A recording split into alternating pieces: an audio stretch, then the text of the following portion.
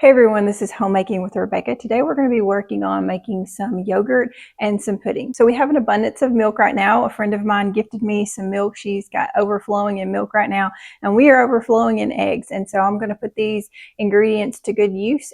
And I'm going to show you how to make yogurt, and then we're going to make a chocolate pudding, and I'm going to let that cool down a little bit, and we're going to make it into pudding pops. So I'm going to show you how simple and easy it is to do that.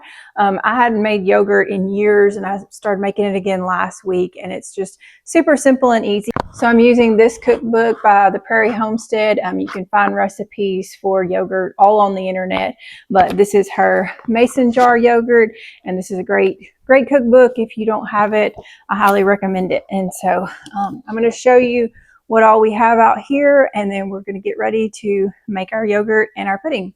Everything's set out and ready here. We've got our eggs, our milk. This is a temperature gun so that I know how much the milk has gotten up to. This is our yogurt starter. That is just some Greek yogurt from Aldi that I'm using. It's just a plain Greek yogurt. I've got my jars there for the yogurt, pot and a whisk for the yogurt, and a pot and a whisk for the pudding. And then here's the rest of our ingredients for our pudding. We've got cocoa powder, cornstarch, salt, butter. I'm gonna separate the eggs into this bowl, and then we've got some sugar here. I've been working on making this vanilla sugar, and I thought that would be really fun to try in this pudding. It's got lots of vanilla beans in there, and we're gonna get ready to get started here. So I'm going to get started with our first half gallon of milk. So this is 8 cups. I'm going to shake that up a little bit to get the cream in there, and then we're just going to pour this into our pan and start getting it heated up.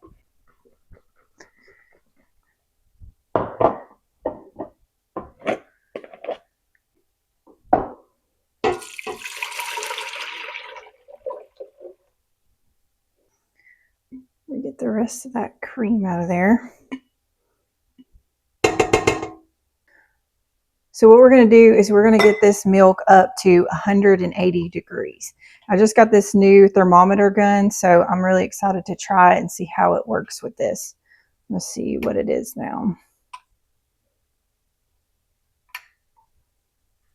Saying it's about 60 degrees. I've been letting it sit out for a little bit so that it would go ahead and come up to temperature. So while our milk is coming up to 180 degrees for our yogurt, we're going to go ahead and start working on our pudding, separating our eggs and getting everything ready for that. We can sit here and watch it because we're just right here beside it. So these are the jars that I'm going to be using to incubate the yogurt in. You just want to make sure these are nice and clean and sterilized before you put your milk in there. We're going to need 9 eggs here, so I'm going to separate the whites into this. Then I'm going to go ahead and put my yolks into my pan over here. The oven is still off and everything.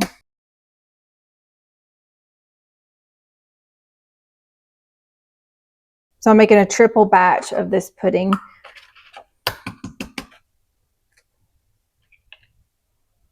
And I will have the recipe in the description below. For this, I also have a video on vanilla pudding.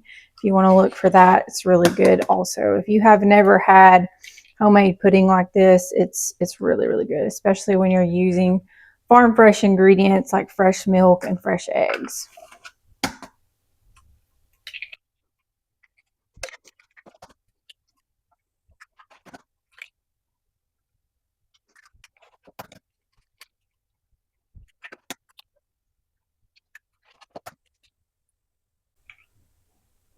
Okay, there we go. We got all our eggs. We're just going to set our egg whites aside over here.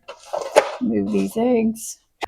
So this recipe is really easy because mostly you're just putting all the ingredients in here and cooking them at the same time. I really like that because I'm not having to worry about tempering eggs or anything like that, and it still turns out super great. Now you do have to watch it because you don't want it to burn on the bottom, so I'm going to keep an eye on that. Go ahead and get our milk in there and our other ingredients, and then we're just going to turn this same thing, kind of a low, medium, or kind of a medium low temperature so that you don't get it too hot, but it starts kind of cooking everything. And then we're going to do 3/4 of a cup of cocoa powder. Now this is Dutch processed cocoa powder. I just really like the flavor of it. It's got like a very strong chocolatey flavor, and it's supposed to be less acidic than regular cocoa powder is. And then we're going to put cornstarch. You can also use arrowroot powder if you want. I usually just use cornstarch, and this is going to help thicken your pudding up. So we're doing 3/4 a cup of both of those since we are doing a triple batch here. I'm going to go ahead and turn it on. Put some salt in here.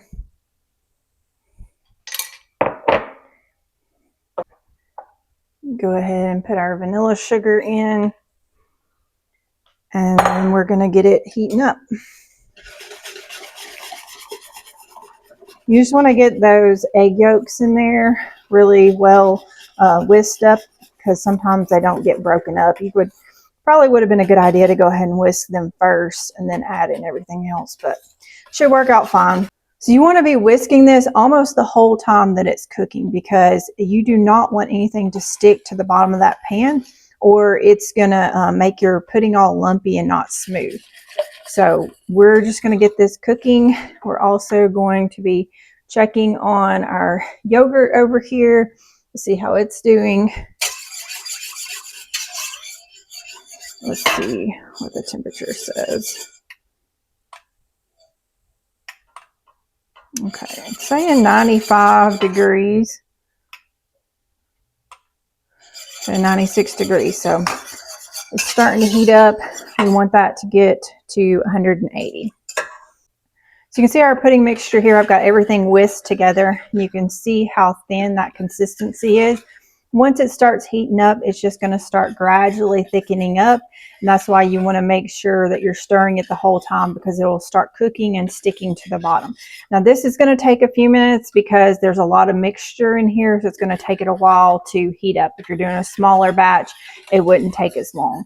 But we're just going to keep stirring and working on this until it starts thickening up, and I'll just show you how that works. Okay, I've switched over to my other thermometer that I've been using. It seems to be that gun is measuring a little differently, so I'm going to have to work on that to see what's going on with it. But this is already up to 180, so we're going to go ahead and just take this off and let it sit over here, and you want it to cool down to 110. So basically what we're doing here is we're just getting that up to 180 degrees. It's basically going to kill off any unwanted pathogens that could be in there, any bad bacteria that could potentially be in there. And then you want to let it cool back down so that when you add your live cultures, that it's not going to kill them. So now you could like put that in an ice bath or something. I usually don't. I usually just kind of let it sit out and just keep an eye on it. So I'm going to show you the pudding now. You can see it is starting to thicken up just a little bit. It's still very thin, but you can start to see how you notice that it's thickening up is you'll see it on the whisk there when you are stirring it. You can see just a little bit. It's not much, but that's just going to start getting thicker and thicker as we stir it. So at this point, just keep an eye on it really good and just be stirring it the whole time. All right, here we go. You can really tell now that it's starting to thicken up. So you can tell by the way it drips into the pan, and then you can tell by the way you're stirring it. So I'm going to keep it going for just a little bit more until it gets a little bit thicker. But you can see how good that's doing. Then we'll move it to the side over here and add our butter.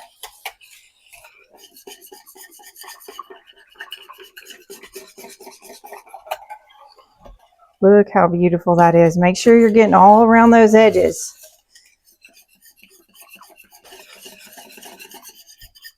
Okay, and remember also that this is going to thicken up quite a bit once it cools. So we're going to move this over here. Okay, so you can see, look how nice and glossy that is, and just thick and rich. And then you can even tell that it's got that tracing effect when I'm stirring it. So we're going to put in our butter, and then if you were adding vanilla, you would want to add it at this step also. Since I've got that vanilla sugar in there, I'm not going to add any, and we'll just stir that in. And then I'm going to transfer this to another bowl, and so it'll cool a little bit quicker so that we can cool it down and make it into our popsicles in a little while.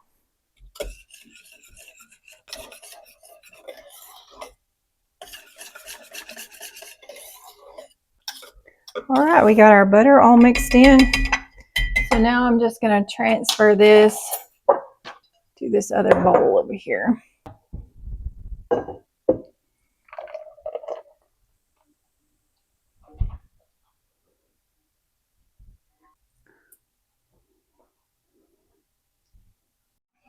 So while this is cooling, I'm just going to kind of loosely cover it, and then we're going to go over here and check on our yogurt. Okay, so it looks like we're at about 140 on that. Let's see what this temperature gun says.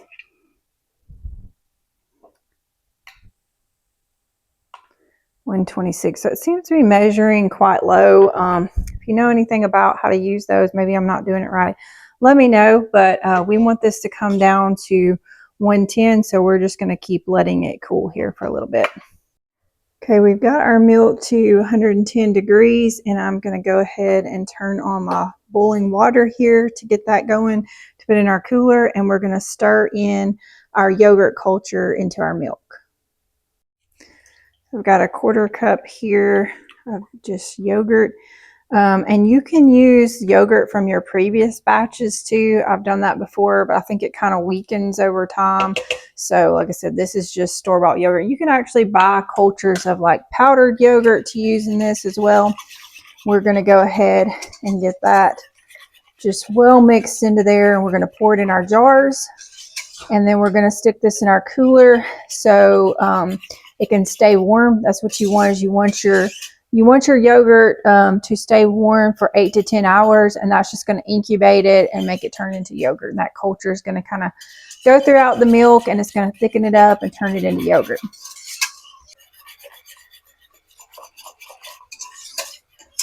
And then we're going to pour it into our jars and put some lids on. So the thing about yogurt is it's really not a lot of hands-on time. It's mostly just, waiting for it to heat up, waiting for it to cool down, then letting it sit in the incubator.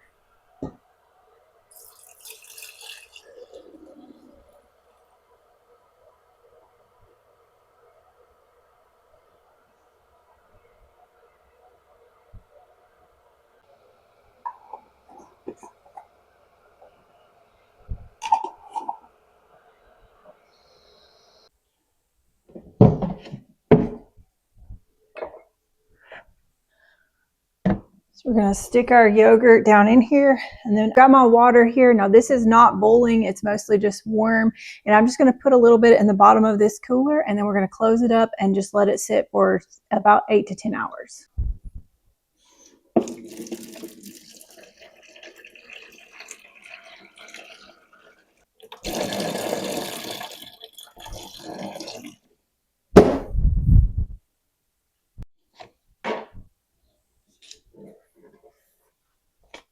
Got our pudding mixture here. It's still fairly warm, but I'm going to go ahead and put it in our popsicle molds, and we're going to probably I may stick them in the fridge for a little bit and let them cool down, and then stick them in the freezer. I'm going to try to get these in there without making too much of a mess.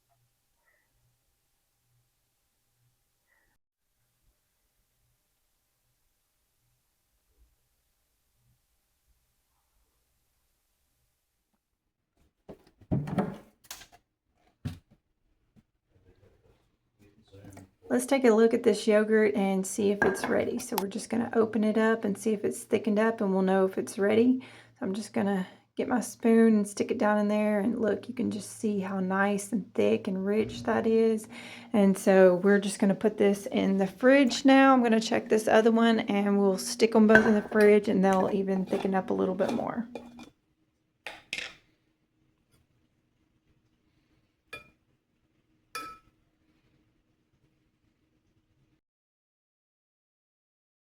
So here's our chocolate popsicles all finished. They've been freezing for several hours, and look how awesome they look.